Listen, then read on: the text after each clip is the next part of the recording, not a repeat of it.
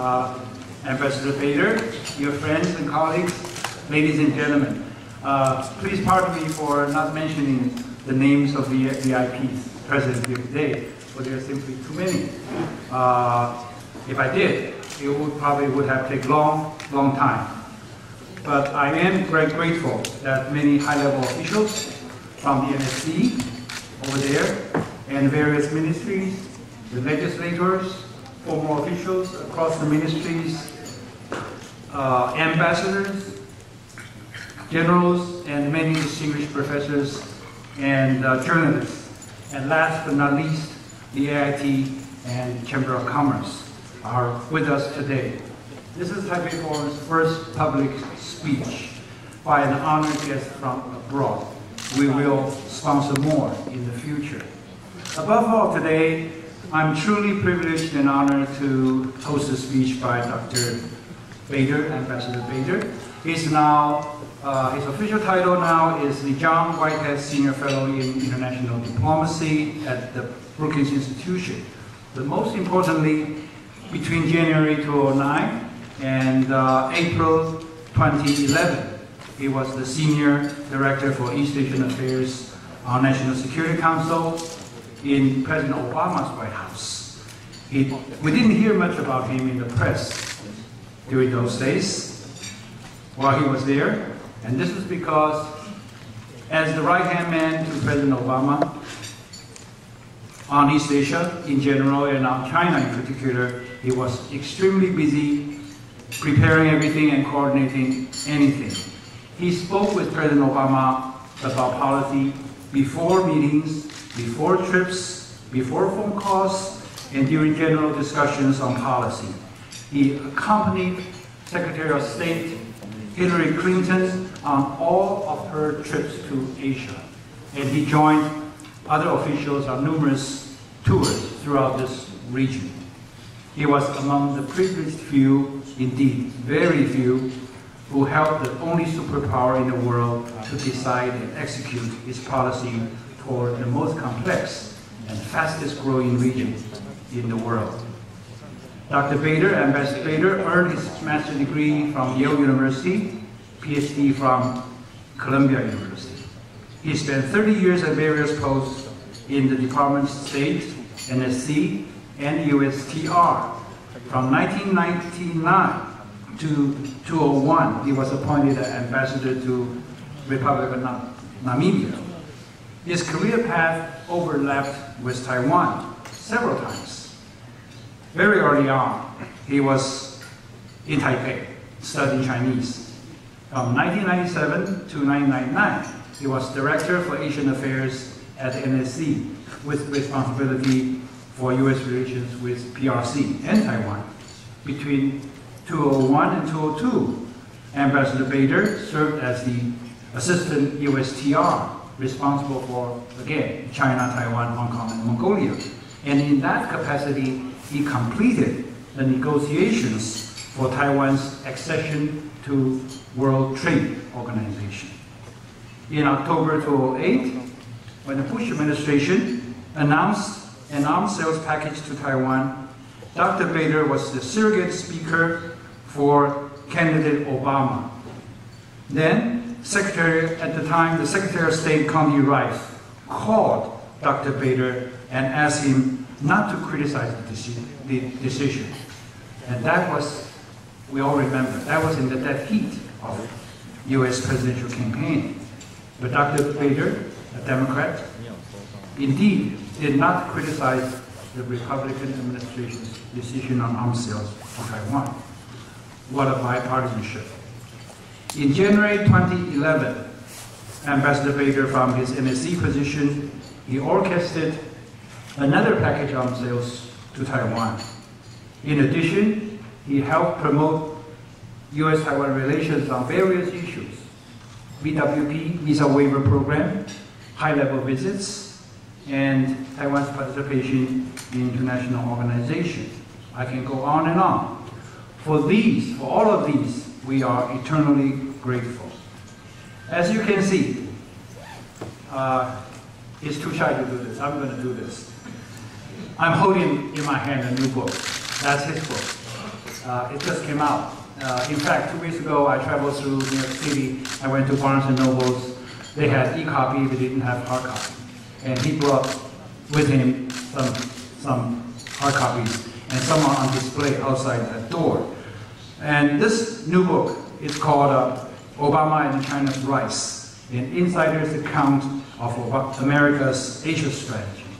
As far as I know, this photograph and the many photographs inside are authorized by the White House. But the contents were his memoir, his personal account of what he did, what he thought, what he said when he was in the highest pinnacle of power. And the book is so new, frankly, I haven't read it yet, but I'm sure we'll all find it a small gem of knowledge and wisdom. So without much ado, please join me with a big applause to welcome Ambassador A.Bader to give us a speech on our visit. Thank you.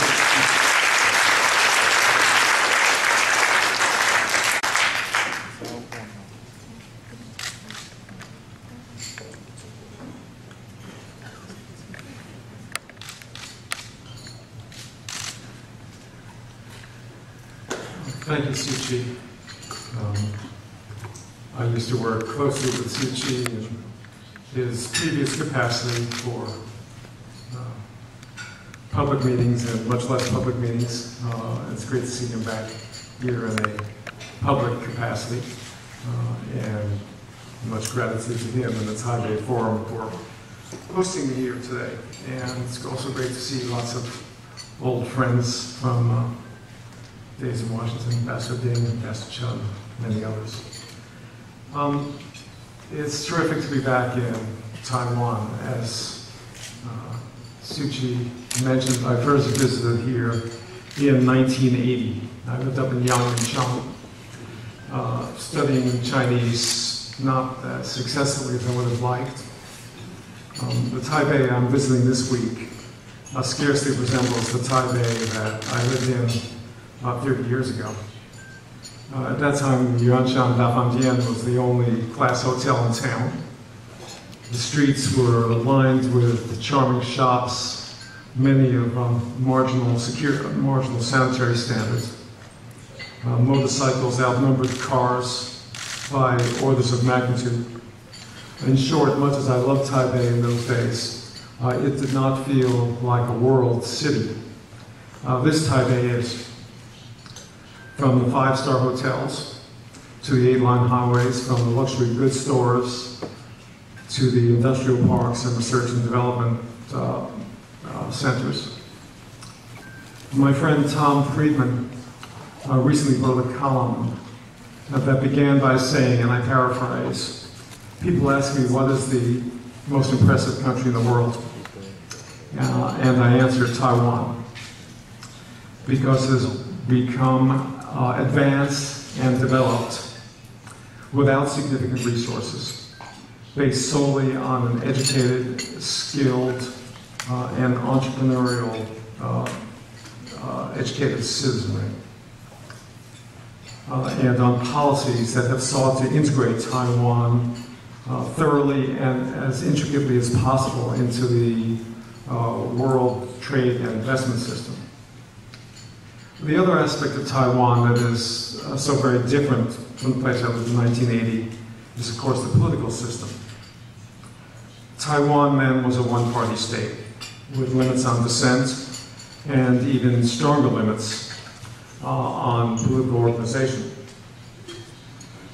The rule of law was compromised by the one-party state.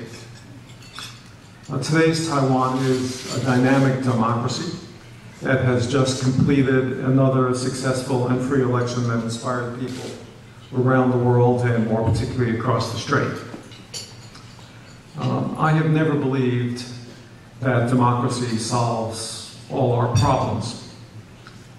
Sadly, the performance of our own American democracy in the last decade, with unwise and costly foreign intervention, irresponsible accumulation of debt, deteriorating infrastructure, and breakdown in inter-party cooperation, illustrates that. But democracies are resilient in ways that autocracies are not. They are self-correcting. Those who believe in American decline were proven wrong 30 years ago and will be proven wrong again. That is a lesson that I hope Taiwan's citizens reflect upon as they consider their own political polarization and political noise. I've had the pleasure these last few days since I arrived with meeting some of Taiwan's top political figures, and I'll meet with more. President Ma received me yesterday, and we had a very warm conversation. The accomplishments of President Ma and his administration are much admired and appreciated in Washington, which welcomes not only Taiwan's economic recovery, but also the building of cross-strait ties and reduction of tension. Something good for Taiwan, good for the PRC, and good for the United States. I also met with a leader of the DPP, which has contributed greatly to Taiwan's democracy through the courage and persistence of its forebears during the dark political years of dictatorship and its formation of a strong competitive opposition party. I'd like to talk more broadly today about the policy of the Obama administration toward Asia and about the book I wrote upon leaving the administration on that subject, which Suu Kyi kindly mentioned and displayed. Obama and China's rise recounts U.S. policy toward Asia at the time when I worked at the National Security Council from January 2009 until I left in April 2011. I should add that I left entirely voluntarily. At my age, I felt it was time for someone with stronger legs and a little more energy to pick up the crushing burdens of working at the White House. The book is fundamentally a memoir. I hope at a time when people are paying attention to what has been called the U.S. pivot to the Asia-Pacific, a term which, by the way, I do not like and do not use. You will find in this book the foundations of a policy that rebalanced U.S. priorities toward the Asia-Pacific. I hope those who read the book will remember that this is a memoir, if it sometimes seems to give me an outsized role. That's what memoirs do. That's why we write them. This is a book about what happens in the region, how the Obama administration helped to shape events, and how we responded to events. The Obama administration had broad strategic goals in the Asia-Pacific at the outset, but did not have a detailed roadmap. Obama admired the foreign policy of George H.W. Bush, Jim Baker, and Brent Scowcroft. They were superb adapters during a time of turmoil and upheaval that they could not have anticipated. The collapse of the Soviet Union and its empire, the Iraq invasion of Kuwait, German reunification, civil war in the Balkans, and Tiananmen. What were President Obama's strategic goals in the Asia-Pacific? Briefly, number one, a belief that we needed to rebalance our global priorities and pay much greater attention to Asia. We made this clear in statements by our top foreign policy people, by their early travel, and in meetings with foreign leaders.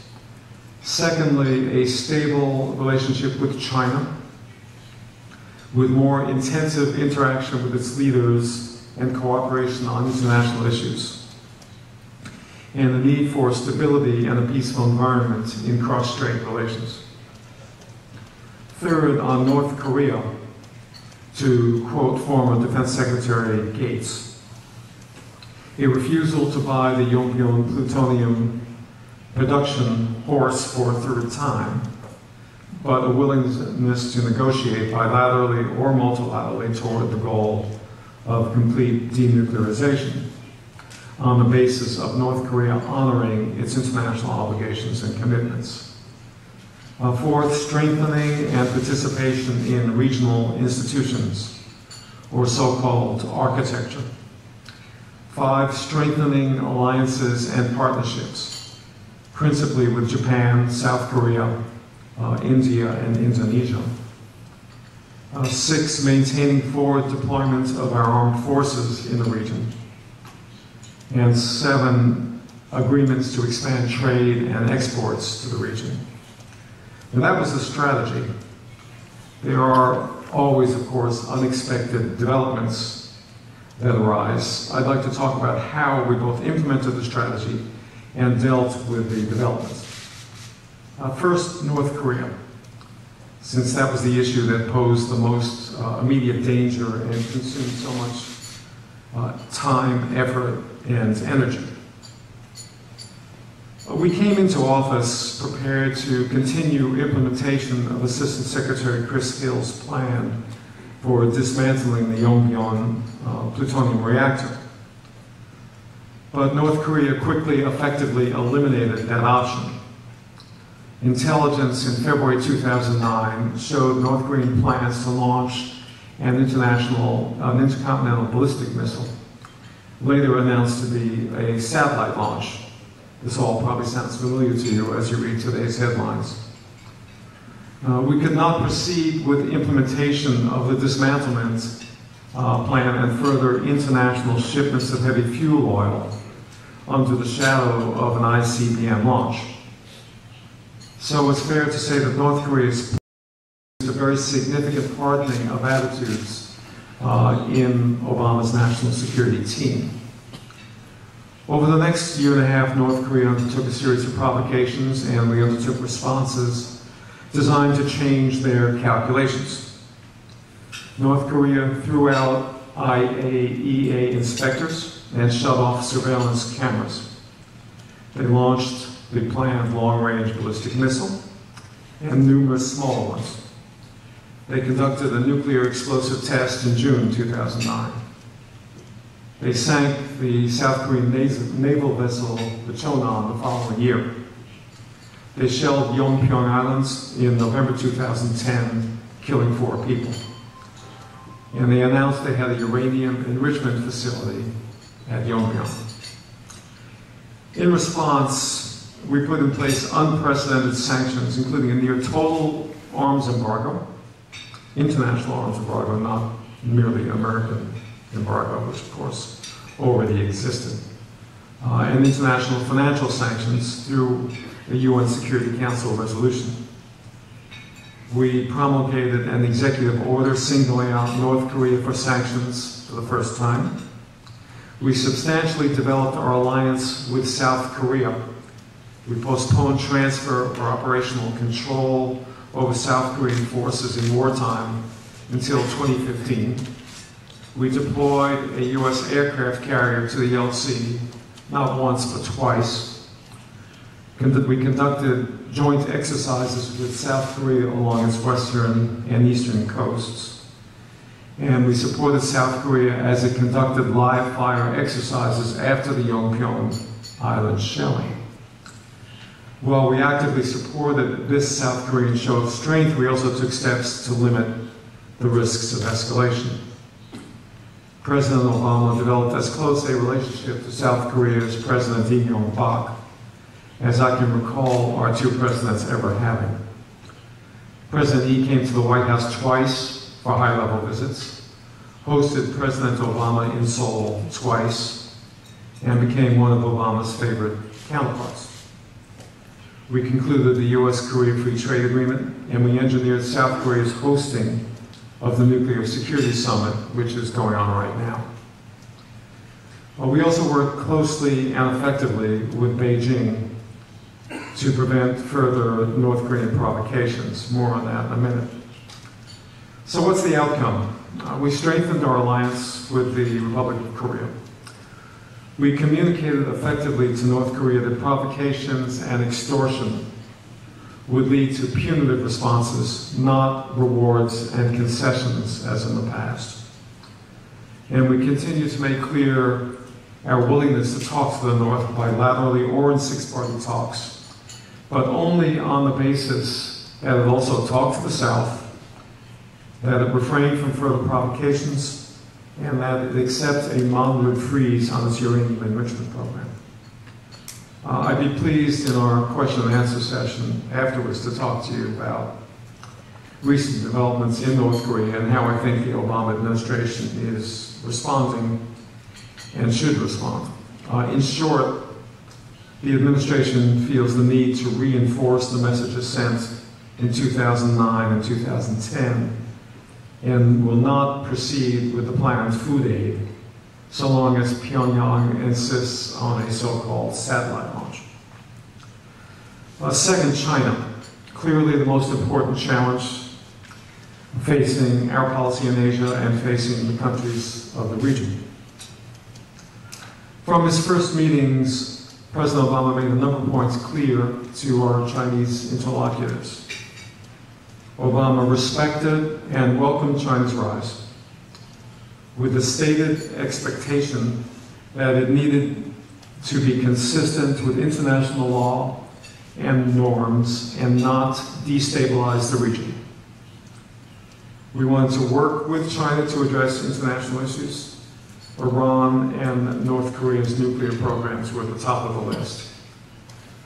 We were and are a Pacific power and intended to maintain and strengthen our ties and relationships in the region.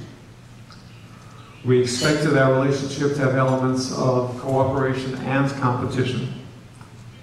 We wanted to increase the cooperative elements and successfully manage the competitive ones.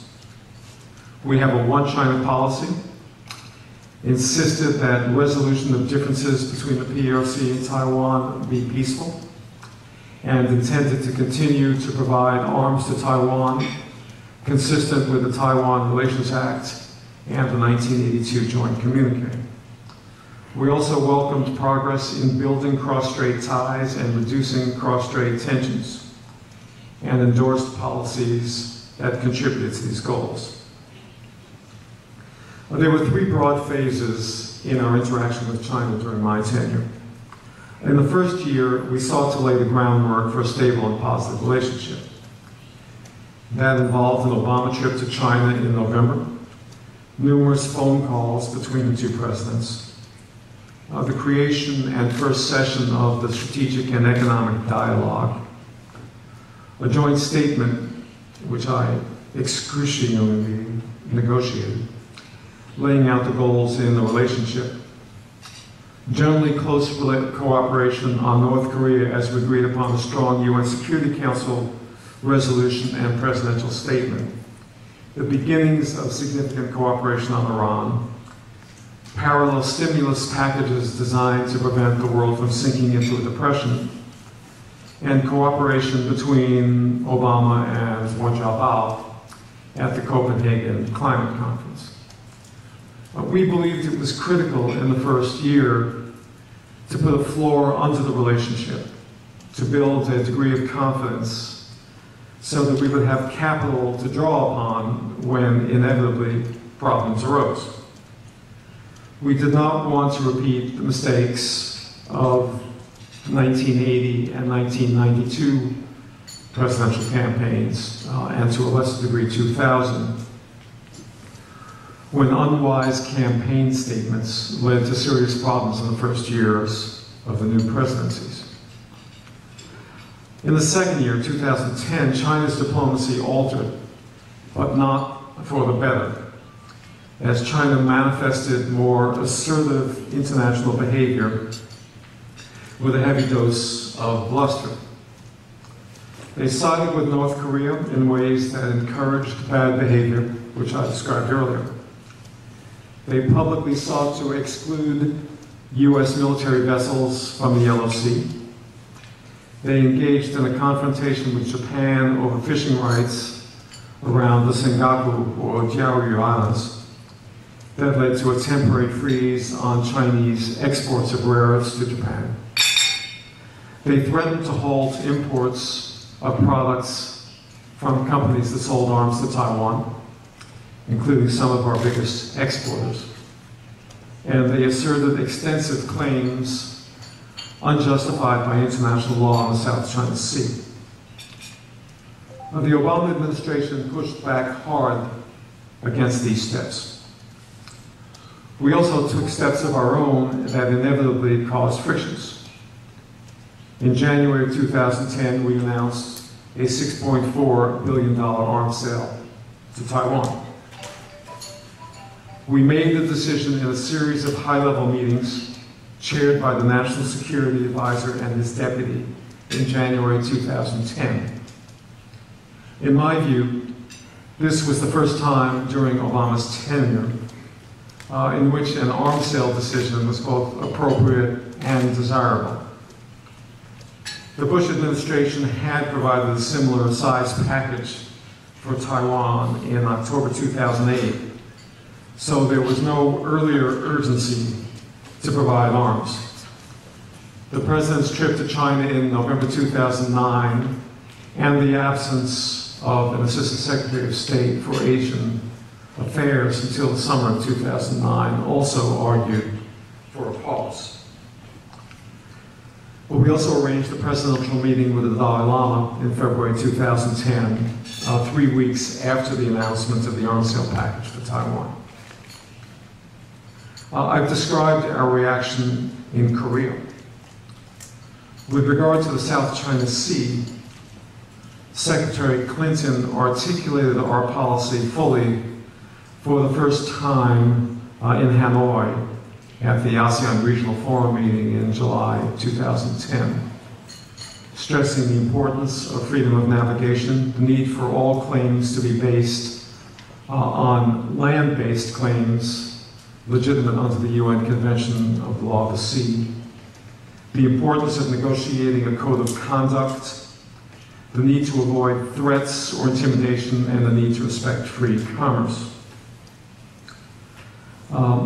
This statement elicited a short-term hostile reaction from the Chinese, but over time it has had the desired effect of encouraging the Chinese back toward the negotiation and discussion with other claimants over a code of conduct. And in the case of Japan, we made clear publicly our commitment under the Mutual Security Treaty to the defense of the Senkakus.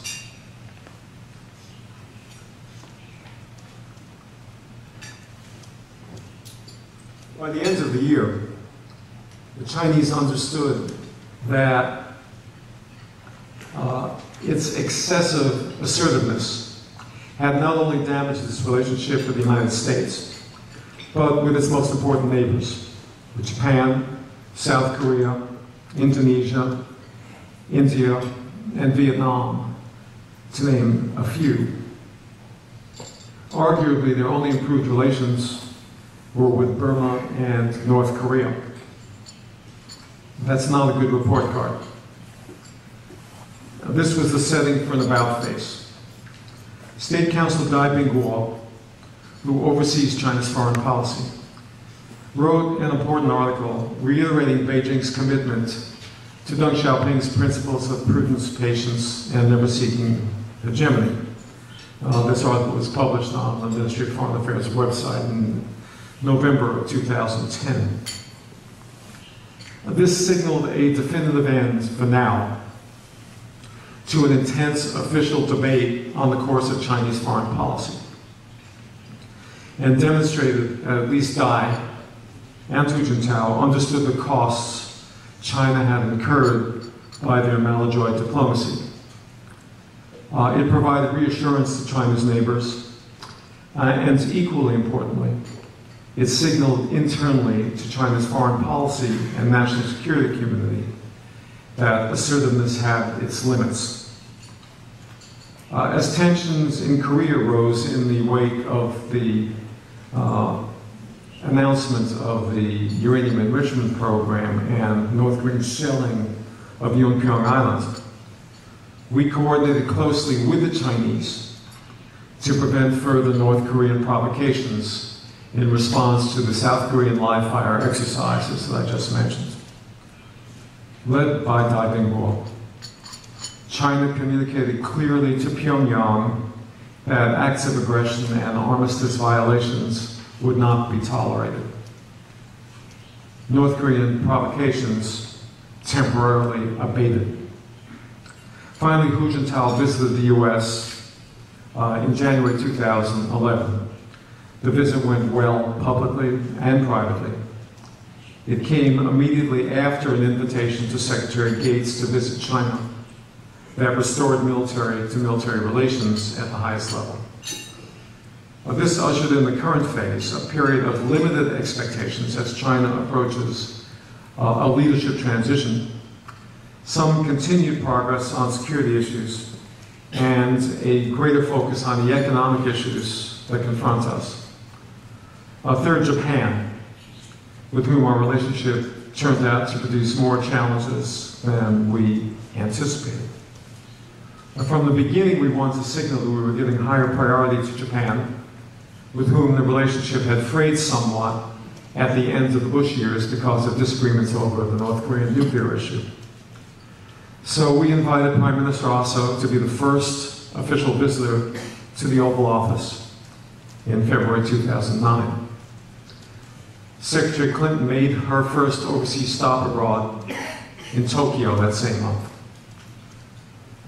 The first big challenge we faced subsequently was the victory of the Democratic Party of Japan, ushering in only the second period of non-LDP rule in 6 decades, the first one having lasted only a year in 1994-95. That turned out to be a considerable adventure because of the particular characteristics of the Prime Minister, Yukio Hatsuyama, and the direction in which he sought to take Japan toward equidistance between the US and China, and the East Asian community excluding the United States, expulsion of the Marines from Okinawa, halt of support for US operations in Afghanistan, a potential alteration in nuclear deterrent security policy, and overall a fraying of the US-Japan alliance. We worked our way through the Hatsuyama period with care. President Obama made clear privately that most of Hatsuyama's proposed measures were completely unacceptable to us, but avoided a public shouting match that might have polarized relations and encouraged Hatsuyama to rally the Japanese public against foreign pressure. The Japanese public, in fact, quickly lost faith in Hatsuyama, and his mishandling of the alliance was one of the reasons for the precipitous decline in his popularity and his fall from power. His successors, Kan and Noda, have rebuilt the alliance, walking away from Hatsuyama's flirtation with neutrality. Incidentally, the way we handled relations with Japan during that period perhaps has some relevance to U.S. reactions to changes in government and policy elsewhere in Asia, whether it's South Korea, Thailand, or Taiwan. We respect the will of the people who put governments in power. We respect their right and their desire to reformulate and alter policies. We do not forfeit our right and obligation to make clear our policy preferences, our security needs, and our national interests.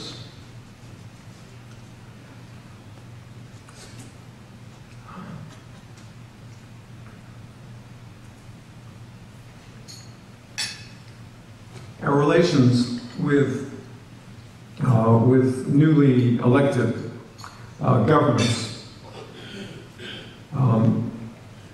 frequently produce ups and downs when this happens. We do not challenge the legitimacy of these governments, nor seek their removal from office. We work with them. But anti-Americanism on their part, if it occurs, generally turns out to be a poor formula for their success. and both at home and abroad. It may produce short-term tactical successes, but it is strategically counterproductive in countries for whom close security relations with the U.S. is important, and whose populations have historic, warm, and positive feelings toward the U.S. The last big challenge we faced in Japan was the triple disaster of the earthquake, tsunami, and nuclear meltdown at Fukushima in my last month at the National Security Council. The response of the U.S. military was superb and helped to persuade the average Japanese of the value of the alliance at a time of dispute over Okinawa. You'll have read in the media not long ago of frantic debates within the Japanese cabinet at the time, in which they discussed whether Tokyo might have to be evacuated under certain contingencies. The Japanese government did not share those particular fears with us. But for our part, we were faced with highly uncertain scenarios about the potential spread of radioactivity from Fukushima. Indeed, I was concerned about the risk of starting carelessly down a path that could have led to a drawdown or even evacuation of our bases without a sound scientific basis for such decisions. Fears that we might move in that direction were prompted by exaggerated scenarios for the spread of radioactive plumes from the reactors. We stepped back from such actions by developing a model working with Lawrence Livermore National Laboratory that demonstrated that under the worst imaginable scenario, radiation exceeding Environmental Protection Agency standards would only come to about 75 miles from Tokyo, far from our bases. Last, just a very few words on Southeast Asia. The Obama administration was determined to raise the place of Southeast Asia in our attention to the region. Obama's personal decision to join the ASEAN-based East Asia Summit to try to make it into the region's premier organization dealing with political security issues was the prime step. He did so in the face of conflicting recommendations from his advisors. In that case, well, not always, I was on the winning side. We opened a diplomatic dialogue with Burma that has led to some impressive results. President Obama met annually with the leaders of ASEAN, 10 countries, for the first time a president has done so, which again took some courage given Burma's presence among the 10. And we created a comprehensive partnership with Indonesia, a country with whom Obama has a special affinity from his youth and where he is viewed as a rock star. In sum, we demonstrated greater U.S. commitment to the Asia-Pacific region. At a time of economic hardship and budgetary constraint, we maintained force levels and forward deployment.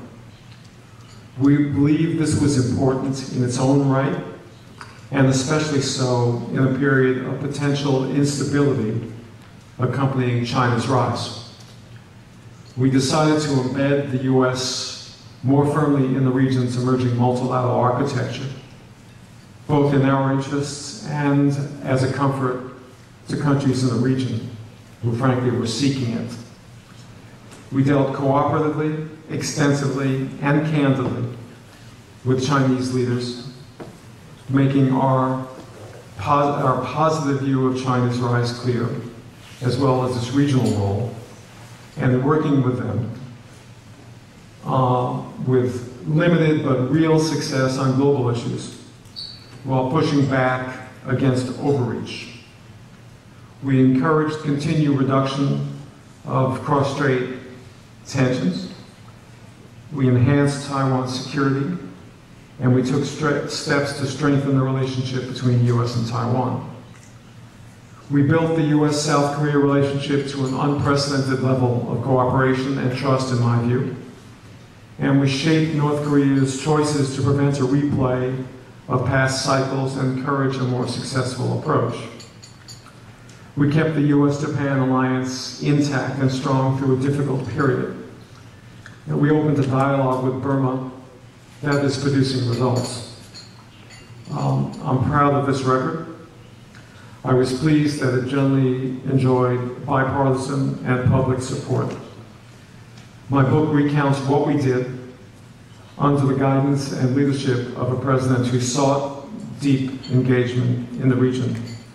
I hope you all will find the opportunity to read it and enjoy it, and then tell me what we did wrong.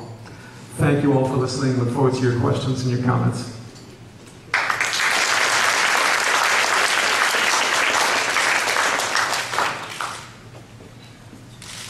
How would you like us to proceed? Would you like me to just recognize people, or? Anyone care to?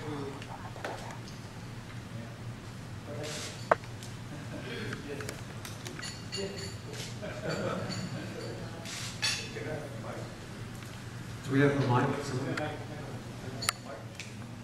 You don't. I'm not signing. Dr. A.Bader, I have one question. Identify yourself. Identify yourself. Oh. Thank you. Yeah, Dr. A.Bader, I have a question which is directly related to U.S.-China-Taiwan relations. As far as I know, there are three schools of thought circulating in the U.S. The first one is about to keep your promise to Taiwan, to use Taiwan to, if not contain, but to counterbalance China's peaceful rights. And the second one is to maintain the status quo, which is difficult to keep that way indefinitely. And the third school counter-argues that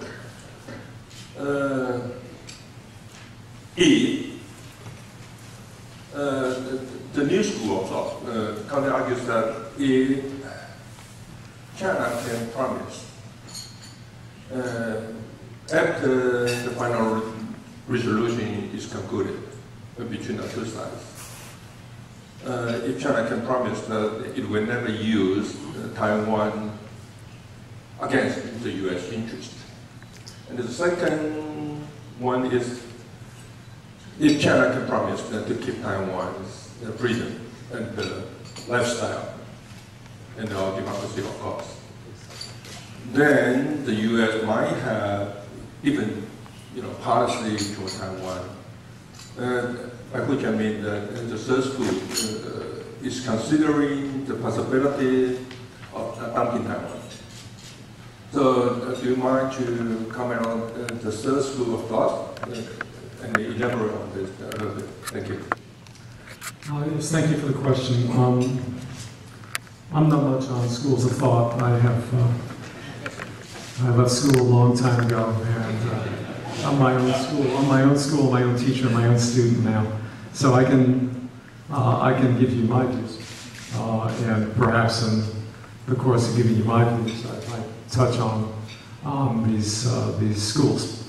And my views, I think, substantially reflect those of my colleagues in the administration and my colleagues generally throughout the national security establishment of the United States. Taiwan's security is important for multiple reasons. The first being that Taiwan should not be compelled to a status against the wishes of its people.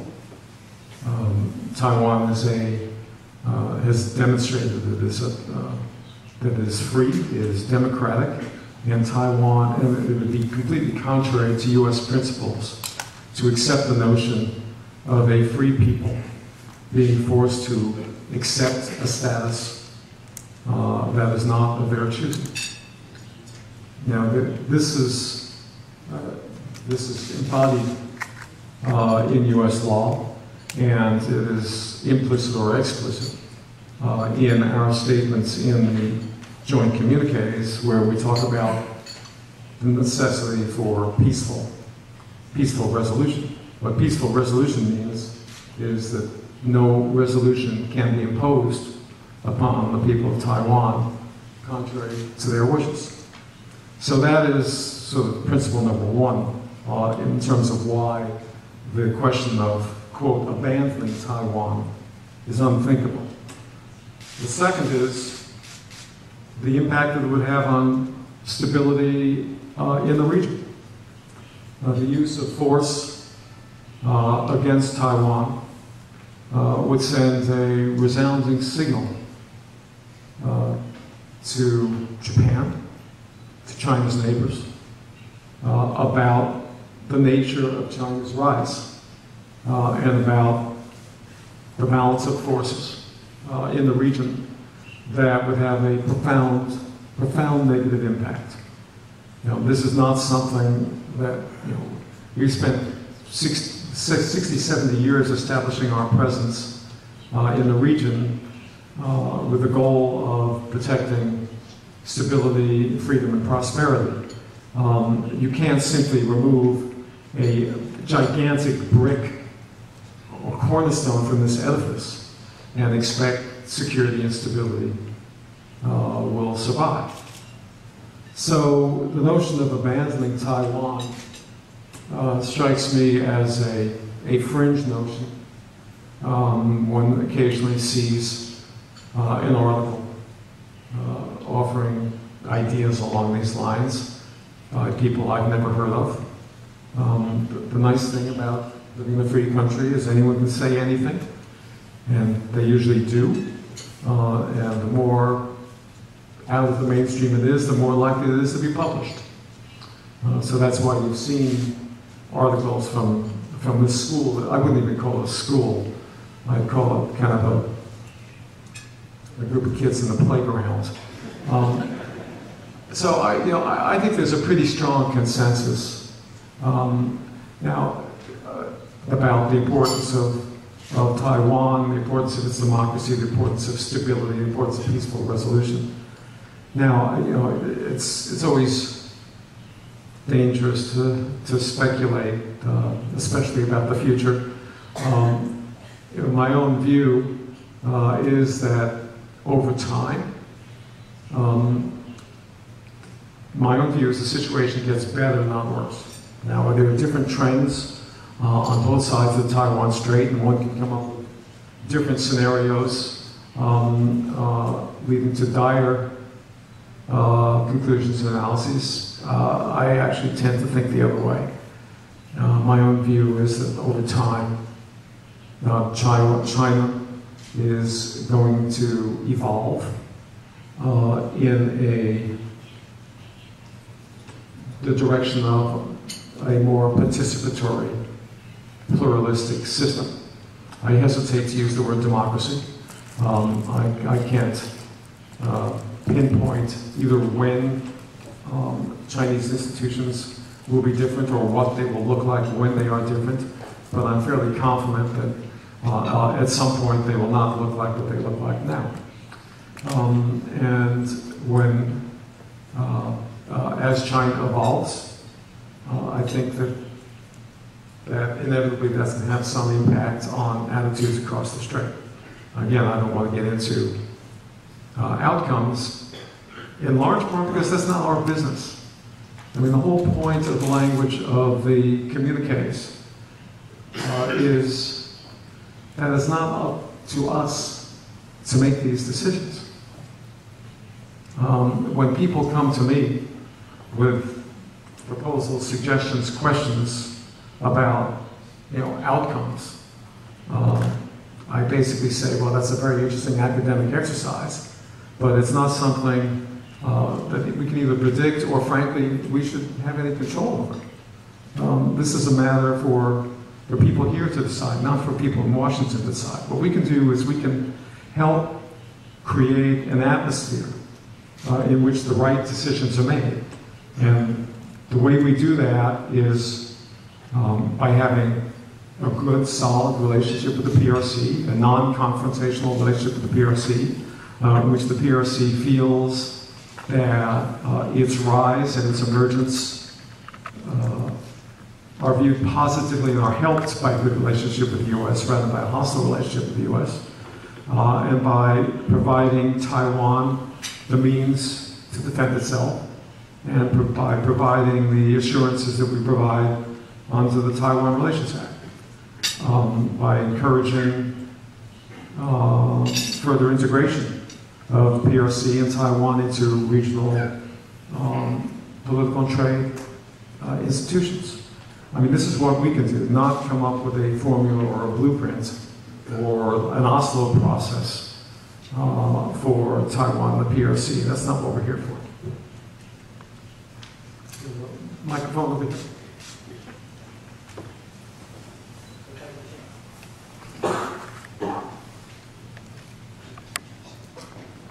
Thank you. We met in year 2006, yeah, when you made a visit to Taiwan, attending a conference year 1996, Taiwan Street Crisis. Yeah. You have given us an excellent account on world affairs and U.S.-China-Taiwan relations in particular. There have still been some controversies and questions unanswered.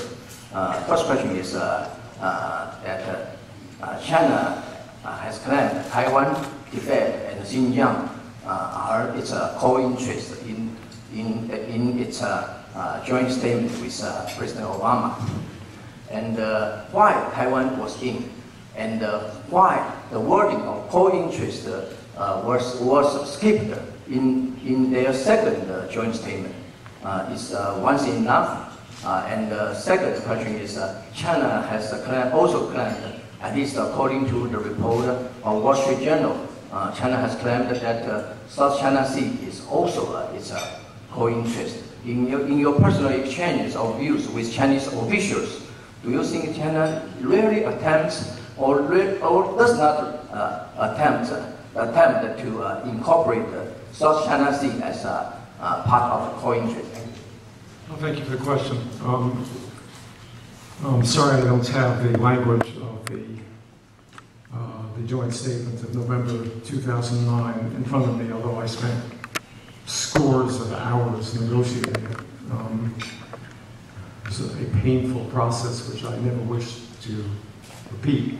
We also, as you know, did a joint statement in January 2011 when Hu Jintao visited. You are correct that the November 2009 joint statement has the Chinese referring to their supposed core interests.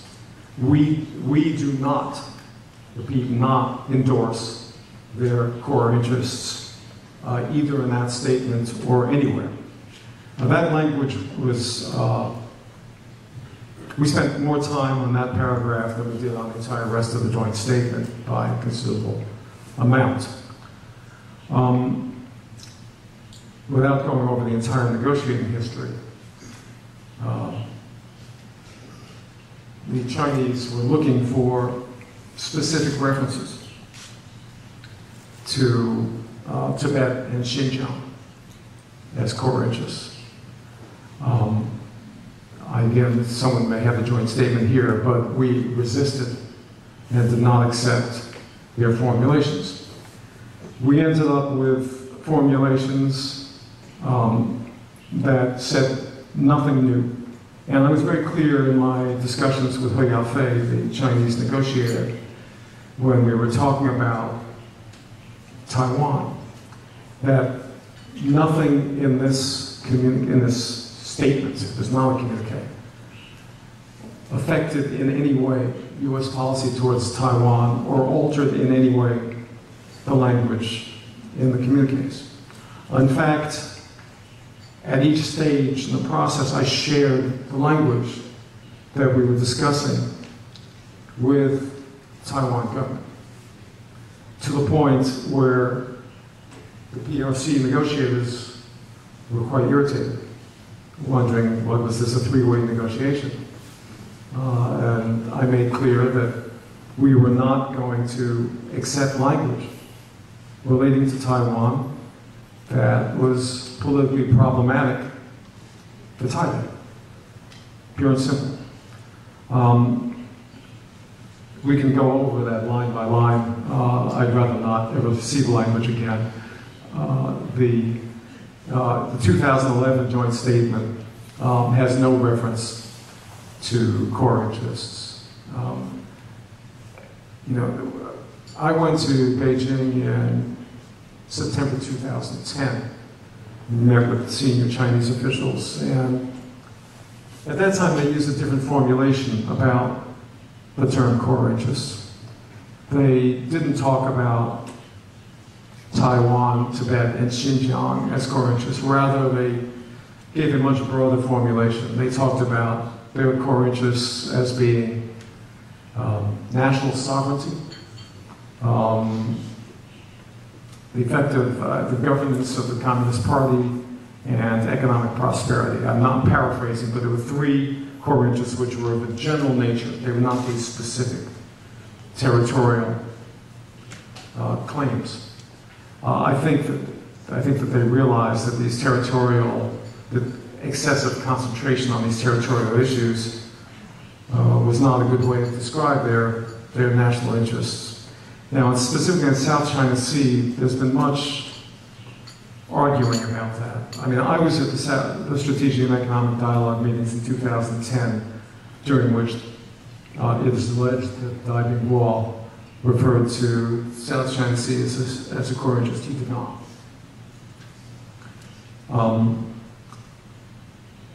I was never at the meeting where I heard a senior Chinese official refer to the South China Sea as a, quote, core interest. I was on a visit in February of 2010, right after the Taiwan arms sale announcement, the meeting with the Dalai Lama. It was a difficult visit. And during that visit, a senior foreign ministry official listed China's 6 top priorities. I cannot remember the phrase he used, something like top priorities. It was not core interest.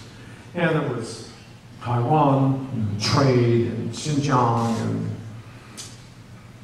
I can't remember the other 2. And the 6th one was South China Sea. And then he said basically the South China Sea is, China has unchallengeable sovereignty in the South China Sea. And went on at some length about their position on the South China Sea. I was struck by that formulation. I was struck by the attention that he gave to the South China Sea along with these other critical issues, because at the time, frankly, it did not seem to me to measure up to the other issues in importance to China.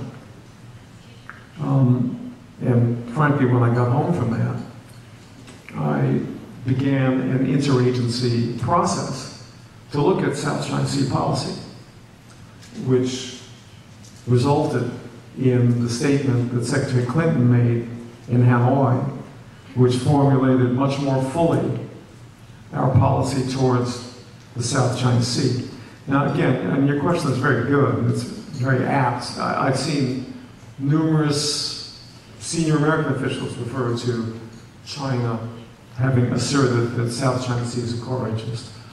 I spoke to a Chinese friend about it, asked him, and he said, he thought that some senior PLA official had done so, but he couldn't document it. The Chinese have a great deal of difficulty walking away from it because they don't want to say it's not, now that it's out there. But there is no question in my mind that they would prefer that this matter had never been raised and that it had not been defined as a core interest. If by core interest, I don't personally get all hung up on these semantical points, but I suppose the word core interest, to the extent it's definable, means that it's something on which China cannot negotiate sovereignty. And that's why they refer to Taiwan, Tibet, and Xinjiang as core interests. Clearly, on South China Sea, they do not, at an authoritative level, consider in the same category as those 3 issues.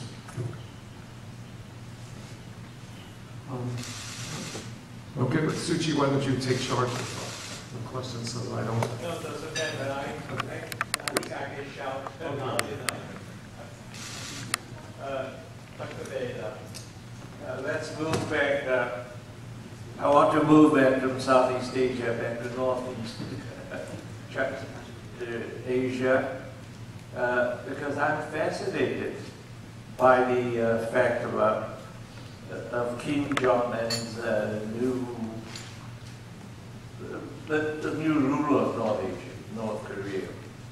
He seemed to have gotten out of the role of a playboy, and because of the fact that he's been educated abroad, etc., I sensed some movement in North Korea's heretofore immovable stand vis-a-vis the rest of the world. Do you agree, or do you think that it was just a wrong impression on my part? Okay. Ambassador Low is 90 years old, and he still writes weekly op-ed columns. Yeah. That's spectacular. I probably would have given a different answer to your question 3 weeks ago than today. It's certainly, okay, let me try this on several levels. First of all, the so-called deal that we had negotiated with the North Koreans that would have provided them with 240,000 metric tons of food aid, and they would have accepted a monitored freeze of their uranium enrichment program, a moratorium on nuclear tests, on missile tests, reiterated their support for the armistice agreement, and adherence to the 2005 joint statement. That was certainly an encouraging moment.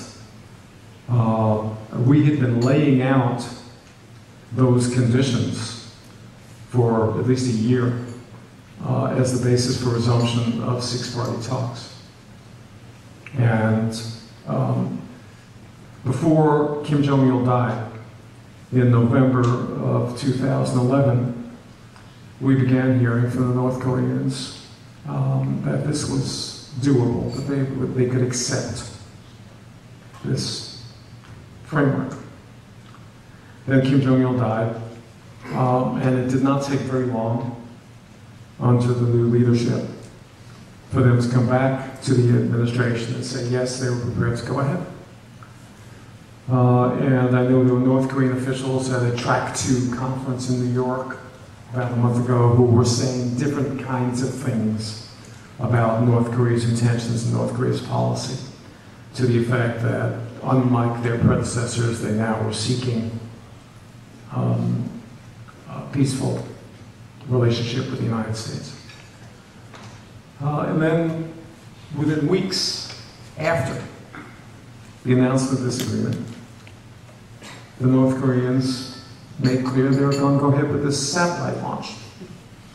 Now, the satellite launch, they may call it a satellite launch, but it's not a satellite launch. It's an intercontinental ballistic missile. I mean, as one of my friends in the intelligence community said at the time in 2009 when we faced the same issue, it doesn't matter what they call a satellite or they call a refrigerator. It's all the same thing. It's just it's a ballistic missile with a certain amount of weight on it. And we believed at the time they were not capable of putting the satellite into orbit. They do not have much of a satellite industry at all, and they didn't. They announced that it was broadcasting North Korean patriotic songs. I'm still searching for that frequency. I can't find it. Now, during the negotiations, this time, our negotiators made clear to the North Koreans that the definition of a missile moratorium included satellite launches. That was what the UN Security Council presidential statement said in 2009 in order to close the satellite loophole that the North Koreans were trying to exploit that. And the Chinese and the Russians accepted that statement and signed on to it. So for the North Koreans to go ahead with this just 2 weeks after this agreement suggests that certain things in North Korea never change. I mean, it's like their attitude on light water reactors, frankly. I mean, they have long wanted a light water reactor, and by 2006, the Bush administration made clear to them, you're not getting a light water reactor. And they continued to push and push and push, and in the 2007 statement, there was some reference to a light water reactor. Chris got up and said, basically, it's never going to happen. And now the North Koreans assert that they have built a light water reactor, and Dr. Hecker, one of our leading nuclear scientists, has seen it from the outside and said, at least from the outside, it looks, looks impressive. Actually, that was the uranium enrichment facility, but the light water reactor is right nearby. So this is the same thing. I mean, the North Koreans, basically, what they do is they negotiate, and they negotiate, and negotiate, and negotiate, and then you reach an agreement, and then they take the part that they were forced to compromise on, and they start to try to renegotiate that. So they are basically trying to proceed with this satellite launch, this rocket launch, and have us go ahead with the deal. And to do that would completely undercut 3 years of messages that we've been trying to send to the North Koreans that we are not going to reward bad behavior. So, in my view, there's no choice but to basically say the food aid will not proceed. Now, there's an article of faith in the US and in the humanitarian community that you do not link food aid to political issues. I'm personally not persuaded by that argument. I never have been with regard to North Korea. Because for North Korean government refers to food as a strategic good. I mean, that's how they think about food, unlike the rest of us. And North Korea could end its malnutrition problem tomorrow if they would abandon their weapons of mass destruction program, which is siphoning off most of their resources. So I'm completely comfortable with this linkage, even though no one, including in the US government, will say so, because it runs against theology. But I guess I'm not, I don't know, nor do I think anyone knows what role Kim Jong-un is really playing. He is, 27, 28 years old. He's in the system by some pretty tough guys who go back very far together, who I don't think are all that impressed by a 28-year-old who suddenly went from being a nobody to being a 4-star general in one day. It's a quick promotion system they have. So I don't, I think that the other elders in the North Korean system are all wedded to the Kim dynasty. They need the Kim dynasty to survive. That without the Kim dynasty, the place has a serious chance of disintegrating into factions or worse. So they all unite behind him and unite behind the Kim dynasty for reasons of survival. But that doesn't tell us that he is really calling the shots, or will be calling the shots for some time. I mean, I think it's entirely impossible he will be at some stage. I'd say my own feeling is check back in 5 years and see how he's doing. I think that there are a number of other key actors, in particular Kim Jong-il's brother-in-law, Chung Song-taek, who are playing a large role in driving North Korean policy. And I don't think that they are looking to turn around the policies that have been driving North Korea for some time. You know, I mean, until North Korea leaders decide that they're willing to undertake economic reform, which they have not been. It's hard to picture substantial changes in North Korea. And they have not been willing to undertake economic reform because the elite doesn't need it, and they don't much care about the rest of the population. So I guess I agree that for a few brief weeks it looked as if we might be looking at something different. But it's hard to draw that conclusion right now. I'm convinced the North Koreans are going to go ahead with the satellite launch. We've been talking to the Chinese. The Chinese, I gather, have called in the North Koreans at least twice in the last few weeks to warn them not to proceed. The North Koreans are going to proceed. They're not going to pay attention to anyone. That's their nature. This was what I had in mind, because I thought that Beijing has somewhat changed its stance. Beijing? Beijing has somewhat changed its stance vis-a-vis this North Korean problem. It's giving them as big a headache as they are giving Washington. I think, around 2006, 2007, around the time of the nuclear test, I think there was a very serious debate in Beijing about support for North Korea, about whether it was worth it, about whether they needed to try to change approach. My sense is in late 2009, that debate was closed again, that the Chinese decided that the risk of North Korean collapse was unbearable, and that they had to express and they thought it was a serious risk. And so they began shoring up the North Korean regime again. I'm sure they hate it. I'm sure they regard it as a dreadful burden, but they haven't figured out what the alternative is. Joanne, formerly NSC. Dr. A.Bader, it's great to see you again in Taipei. And Joanne Chen from Academic Sinica. I wonder whether you would like to share some of your personal observation of Xi Jinping as a future leader of China and the implication for U.S., China, and cross-strait relations. Thank you. I have not had much personal exposure to him. I met him on his trip to Washington and talked to him for a few minutes.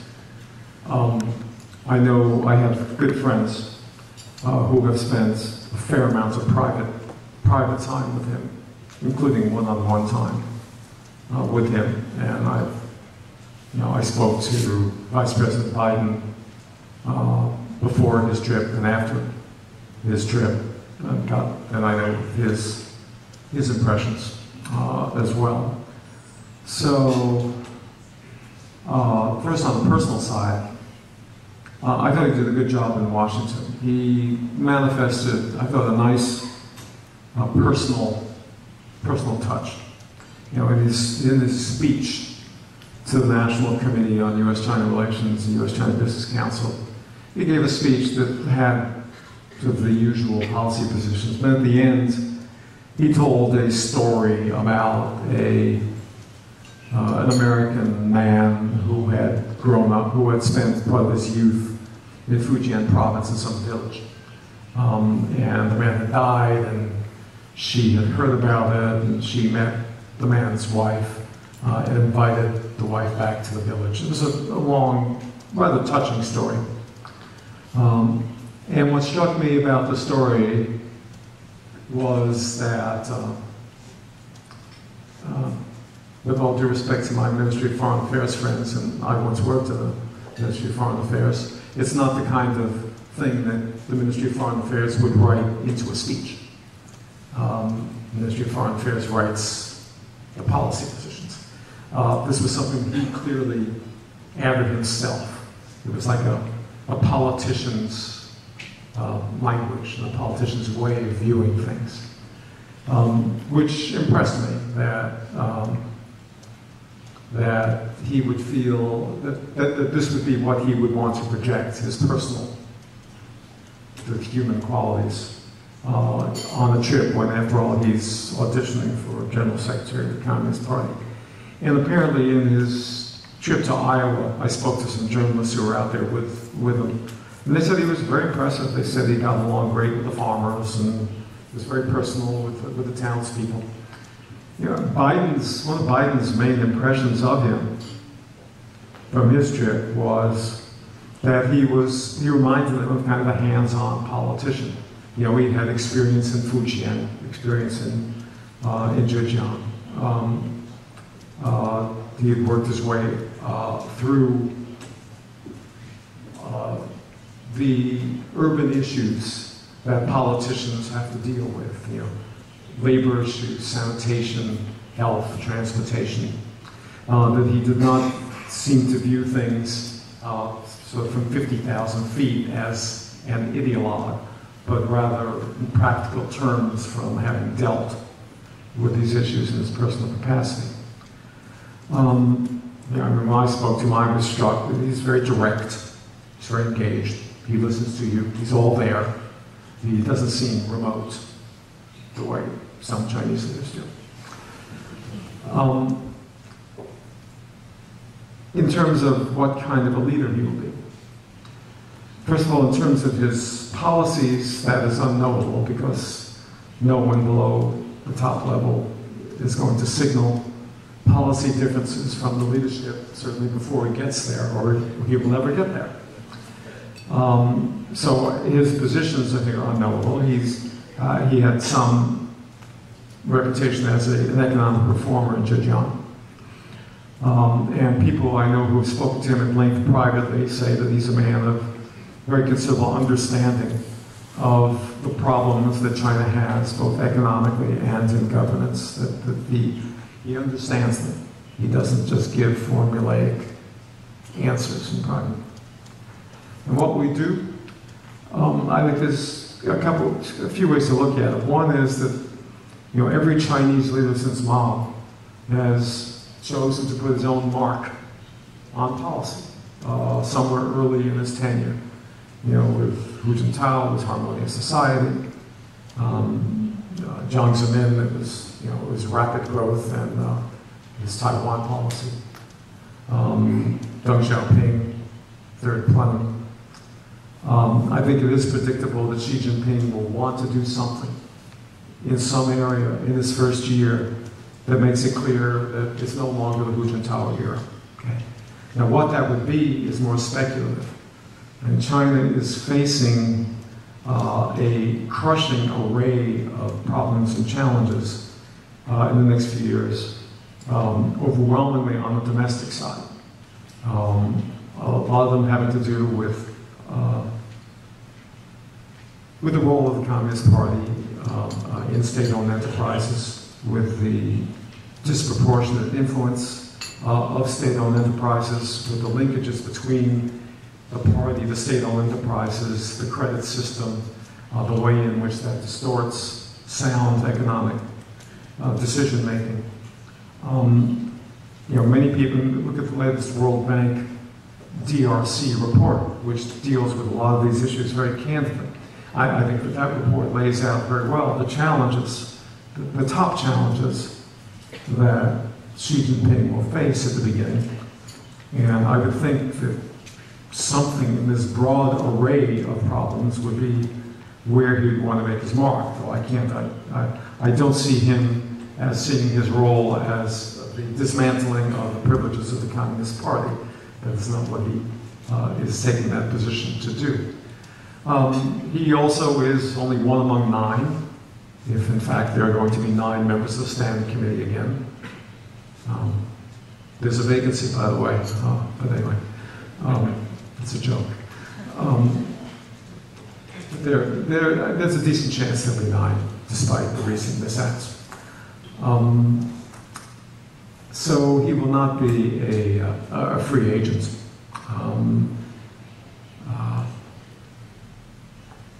You know, I think we all, when we prognosticate, we all tend to seek continuity until suddenly we're surprised. And there's not continuity.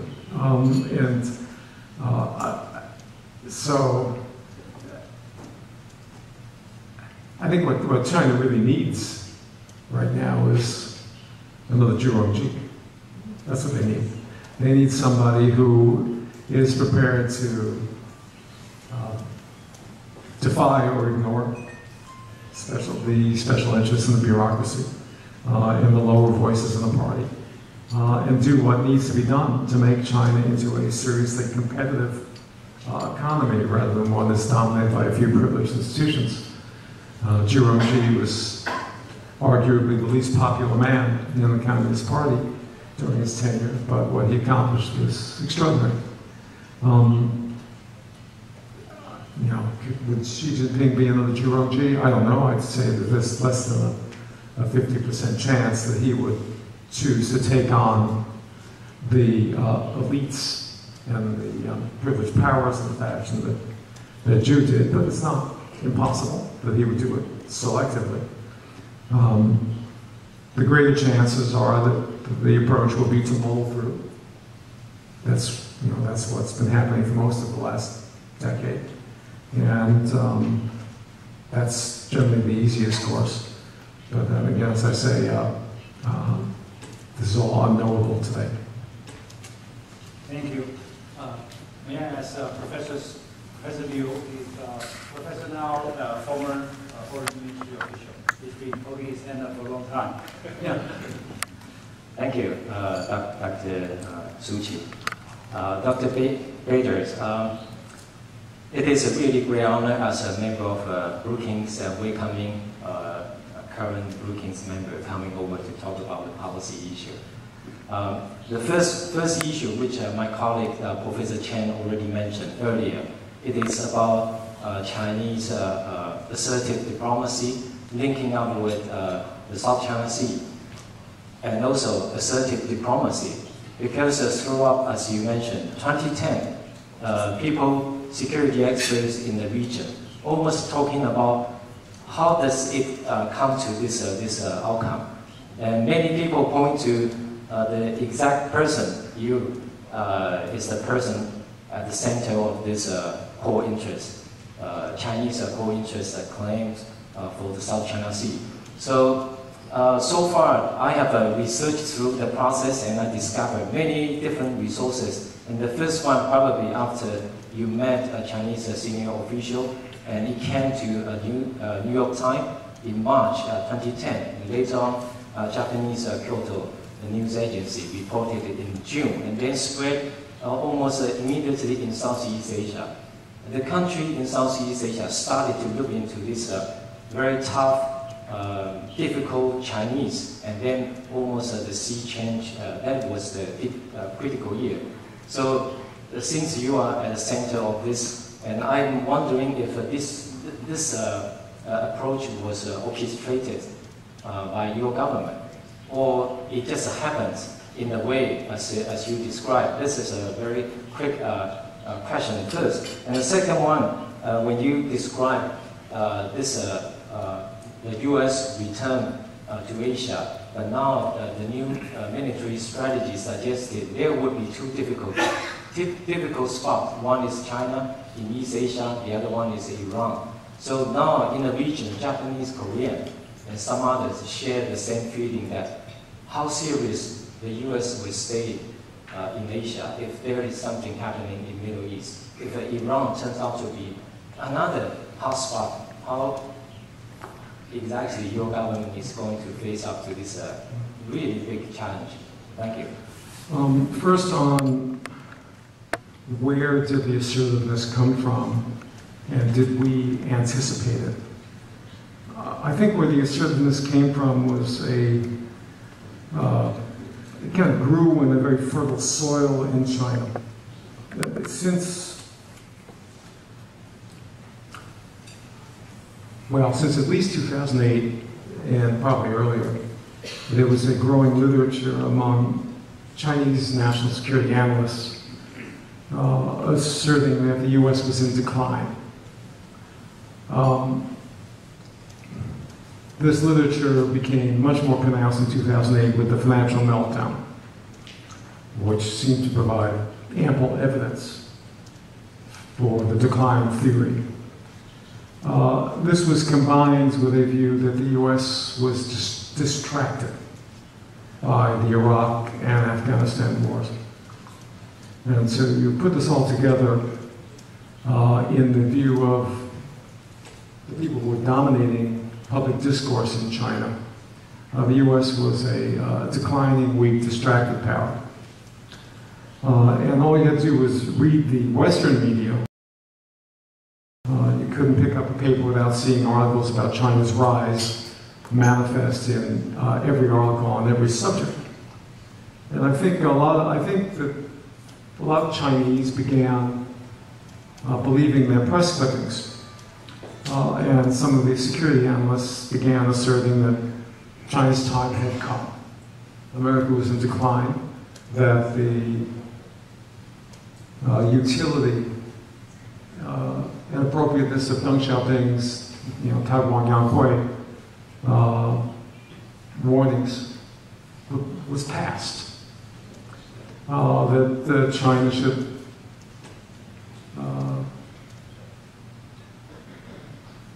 should swing its weight. Okay. I don't believe there was ever a policy decision. I don't think the Politburo Standing Committee ever had a meeting in which they decided, let's be more assertive. That didn't happen. At least I'm convinced it didn't happen. I spoke to a lot of Chinese security analysts whose views I trust in 2010 about Chinese conduct that year. And some of them were dismayed about Chinese conduct. And I said to one of them, well, why don't you write something about it? He said, I can't. I said, well, why not? He said, well, whenever I try to write anything that questions this sort of assertiveness, my server gets blown up by millions of hostile blog postings calling me a traitor and worse. So I keep quiet. I said, well, that's not a very satisfactory situation. What you need is some cover. I mean, you can't, I said, you can't even cite Deng Xiaoping? He said, no, you can't. It was in the fall of 2010. That was very telling to me. And that's why I emphasized Dai Bingguo's article. Because I think Dai Bingguo's article came out of this environment and he was conscious of what was going on. And he knew there was a need to provide official cover for people to say sensible and balanced things to rebut the sort of retired 3 stars who were writing all this stuff. The Yellow Sea is a Chinese sea, and American aircraft carriers cannot be permitted to enter the Yellow Sea because it's a vital interest of China. That kind of thing. And that kind of thing gets written in the Global Times, and the MFA gets scared. And so you have the Ministry of Foreign Affairs spokesman issue a statement in response to false reports out of South Korea saying that we were going to deploy the George Washington to the Yellow Sea. And then the MFA spokesman issued a statement saying this would be, threatening. This would be inappropriate. And it's a crazy statement. We weren't even planning it. And the MFA issues a statement because they're intimidated by this public discourse. Well, once the Chinese government had issued a statement saying we can't go in the Yellow Sea, well, that pretty well took care of that.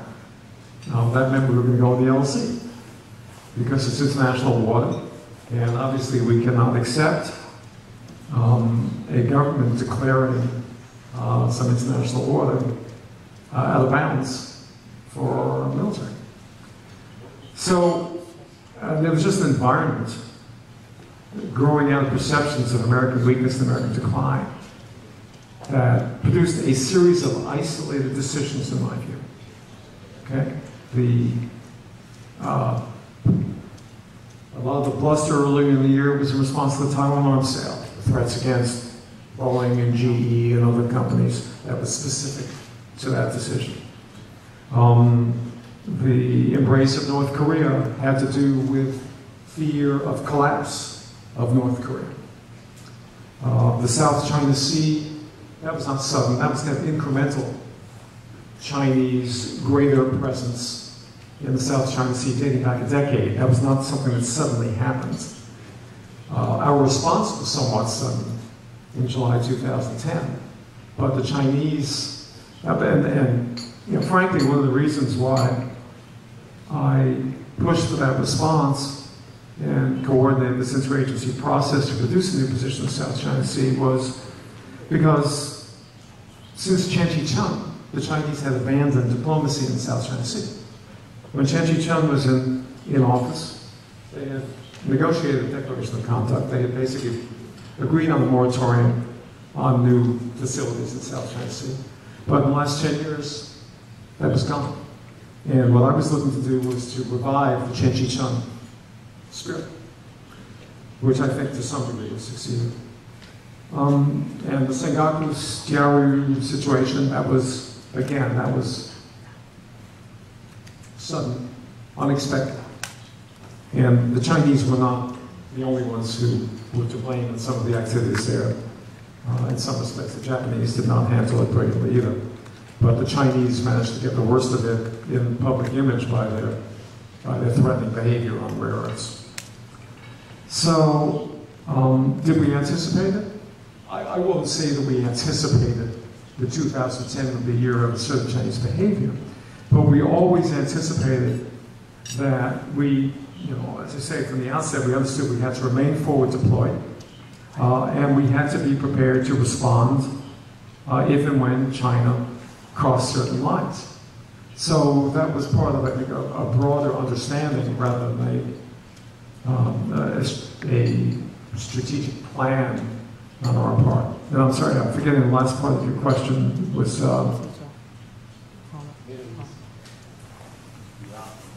Iran and China. Iran and China. Look, Panetta went to Asia, okay? And then President Obama went to Asia. And their central message in both visits was that we were looking at $500 billion in defense cuts in the next 10 years, but they would not be at the expense of U.S. capabilities in the Asia Pacific. That was their number one message. And that was the message, of the so-called pivot on Obama's November visit. I mean, I wouldn't call it a pivot, I would call it a statement of sustained capability.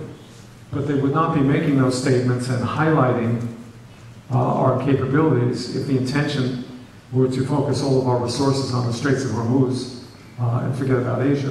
Then that would make Panetta and Obama into bluffers, and trust me, they are not. Okay, Jeff. Well, time is really up, but I really don't want to abuse our friendship. But I saw 3 hands popping up already. You're in charge. If you don't mind, I'd like to ask each one of them to quickly shoot their questions, and you get to pick which one you want to answer. One or two, all right? We have a scientist here, and a journalist there, and a former journalist. Maybe in that order, Mr. Sun and Dr. Sun and Mr. Sun. Yeah, please. In the order of appearance. Thank you, Sushi, and nice to have you here, Dr. Bader. I have a very, actually, a simple question. In your previous remarks, you mentioned that the U.S. arms sale to Taiwan was still going on, according to the Taiwan Relations Act. But you put the August 17th communique in. So everybody knows that the August 17th communique, the U.S. is trying to decrease its arms sales to Taiwan, more in quantity or quality. But obviously, the Taiwan Relations Act does something different. And China is rising now, it's much more powerful. So what do you have in your mind about the future U.S. arms sales to Taiwan, or U.S., I mean, we'll say protection, but the U.S. ability to control over this region in your mind?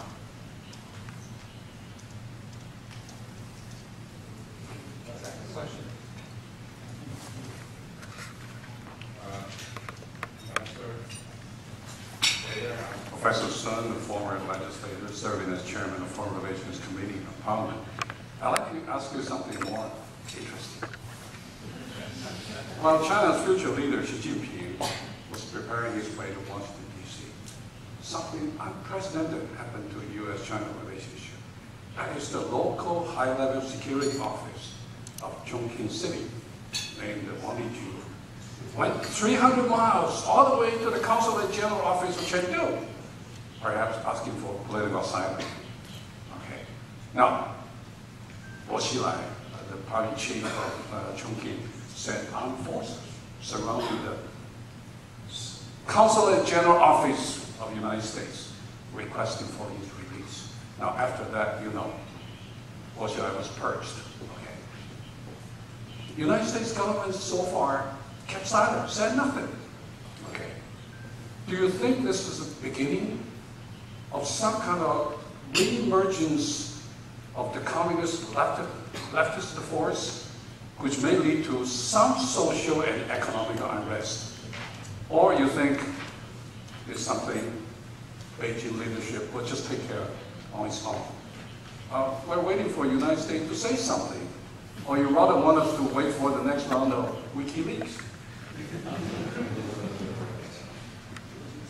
Excuse me, Eric Shi with Zhongbian Xinwen and formerly CNET Style at the Brookings. Well, essentially the same question, your take on the Wang Liju affair and the downfall of Bo Xilai.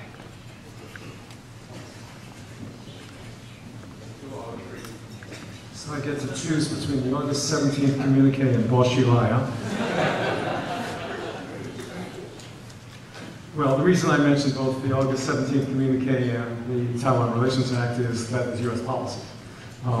That's been U.S. policy for 30 years.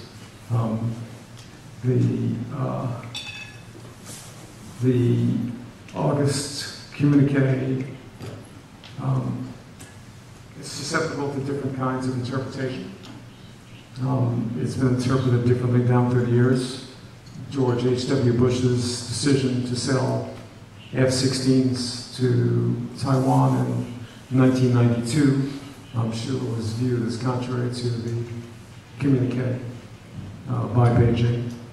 The Obama administration has sold $13 billion in arms to Taiwan in the last 3 years, which, as far as I know, is the most that any administration ever has done in a comparable period. So, in my mind, questions about the future of arms sales, let's just say I think they're premature.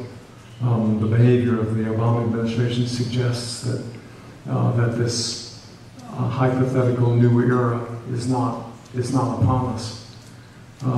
As for Bo Xilai, thank God the American government isn't making comment on it, that's all I can say.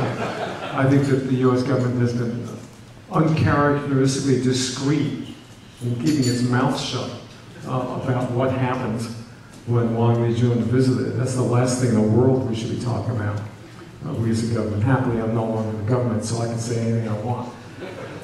But no, I mean, for the U.S. government to apparently, well, either to be commenting on supposed asylum requests is completely inappropriate. For the U.S. government to be saying things that would appear to be trying to influence the political transition in China, which of course we have zero ability to affect, but anything we say would be interpreted as trying to do that, would be profoundly unwise. As to what this, in any case, I hardly see the purging of Bo Xilai as a sign of the resurgence of the left. On the contrary, it suggests, well,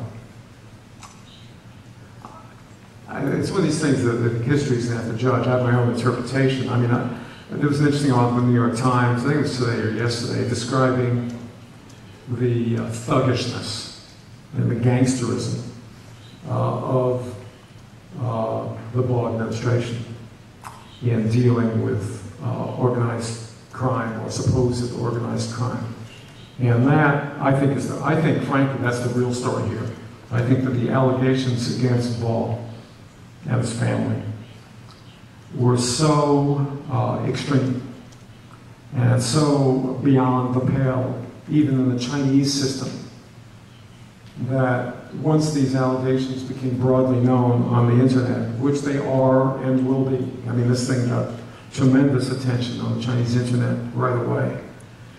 There was no way, in my view, that he could be sustained in his position with this kind of thuggish behavior going on. For the rest of the party to spring to defense of this kind of behavior. This isn't, you know, your ordinary $100,000 kickback for a land permit, which no one, you know, at this point people are inured to. This is well beyond that. So I think there were particulars to the case that made Ball's position unsustainable. Now, how much this got caught up in larger factionalism or politics in Beijing, that is kind of invisible to me, frankly. Someone of this prominence clearly, and Ball has long been a very controversial figure, of course. I have no doubt that once he got into trouble, there were people, you know, ready to push him for reasons having nothing to do with the thuggishness, but for political reasons. I have no doubt of that. And of course, there's been a lot of attention in the last year to the supposed Chongqing model and the Guangzhou model, and to Bo Xilai and Wang Yang. And so, you know, his persona has been politicized pretty substantially. But in any case, I don't think one can interpret the outcome as a sign of successful research of leftism. I mean, certainly Wen Jiabao depicted the decision preemptively as an attempt to cut the head off of leftism before it could reassert itself. I mean, I think that the developments in Wuhan were equally interesting, frankly, a few months ago, in the way in which Wang Yang handled the uprising there, which is, I think, not what many of us expected. And it seems to have handled it well, with constructive results. I think it would be interesting to see if he moves up, as I think was widely expected a year ago. I think that's a sign that a certain kind of more conciliatory and reform-minded approach still has a place in the Beijing leadership. Thank you very much.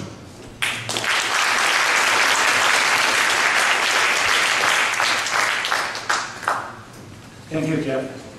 Thank you, Jeff, for your insightful speech, and particularly for your generosity in giving us such a long QA period.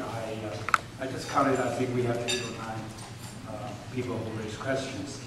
From what I could tell, he gave us a lot of insights, but I'm sure there are a lot of things left unsaid. And we have to really read his book to find out what was unsaid. And I have, through my years of research, I have bought, not necessarily read, many memoirs written by American policymakers, from Kissinger on down to the president and all the way to speechwriting. And one observation I like to make here today is that I find out that the number of pages of a certain memoir is not directly related to the importance of the person or the length of time he or she is in office. But the thickness is directly related to how relevant the person was when he wrote that memoir. In other words, the longer the memoir, the less relevant the person is. And the shorter the memoir, the more relevant the person is still that day. And his memoir is only 150 pages. So I have the hunch that even though Jeff is out of office now, he's still relevant. So, which makes it all the more necessary that we have to read his memoir very closely. That's what I will do. And thank you very much for joining